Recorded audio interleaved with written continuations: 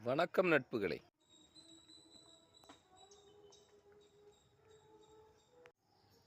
நண்பர் ஒருத்தர் என்னோட வீட்டுக்கு வந்திருந்தாரு. அப்ப என்னோட நாய பார்த்தாரு. பார்த்துட்டு சொன்னாரு, "இந்த நாய்க்கு ஒரு பழமொழி உண்டு தெரியுமா?" அப்படின்னு கேட்டாரு. நான் அப்போ உடனே சொன்னேன், "ஆமா, கல்ல கண்டா நாய காணோம், நாய கண்டா கல்ல காணோம்" அப்படின்னு. "இல்ல வேற பழமொழி தெரியுமான்னு?" கேட்டாரு. "ஆமா, கடிக்கிற நாய் குரைக்காது, குரைக்கிற நாய் கடிக்காது." "அது எப்படி சொல்ற நீயி?"